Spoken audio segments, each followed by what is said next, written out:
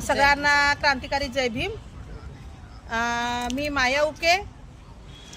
जो काल सुरेश ससाईच्या वर जो आरोप झाला त्या आरोपला मी ते म्हणजे ठराविक प्लॅनिंग असं समजते। काल त्यावेळेस मी तिथं स्वतः हजर होती आणि जो प्रकार घडला तो नको घडायला पाहिजे। आम्ही बाहेरच होतो। ह्या 5-6 लेडीज गेल्या भंतेजीकडे भेटतोय म्हणून आणि आतमधून खूप आवाज आला, खूप भांडण्याचा आवाज आला। तिथे त्या लेडीज होत्या आणि गजगाटे होते आणि प्रदीप आगलावे होते। हे 3 ट्रस्टी होते। 3 ट्रस्टी होते आणि तुम्ही एकाच ट्रस्टीचा आरोप करणं हे चुकीचं आहे, कोणत्याही गोष्टीचा असो। ट्रस्टी सगळ्या जिम्मेदाराला, सगळे ट्रस्टी जिम्मेदार सगळ्या गोष्टीला। मग तुम्ही एकच भंतीचा विरोध का केला? आणि जी समिती येणार होती चौकशीला काल, ते तिथल्या लोकांनी सांगलंच तेव्हा आम्ही लोक गेलो।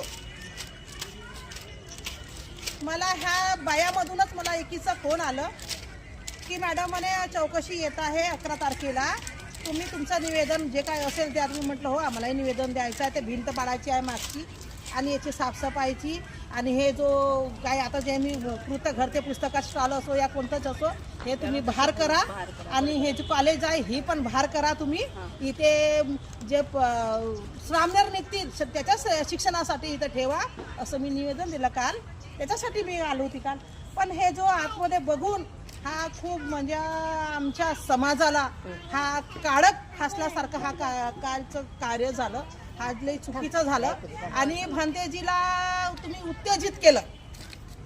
एवढ्या जोरात ओरडत होत्या आणि आम्ही ओरडतो म्हणून आम्ही 3-4 लोक बाहेर बसलो नाही, आम्ही आतमध्ये गेलो।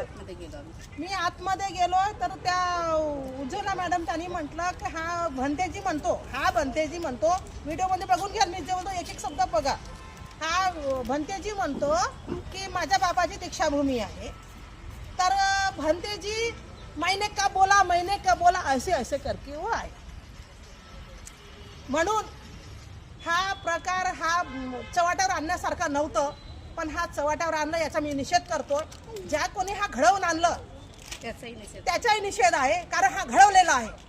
ह्या घडवणं आहे म्हणून जे तिथे ट्रस्टी होते दुसरे अजून त्या दोन त्याचे हात आहे हा मी सांगते, कारण का त्यांचे हात असल्यावर कारण का ते पण होऊ द्या म्हणत थांबा नका।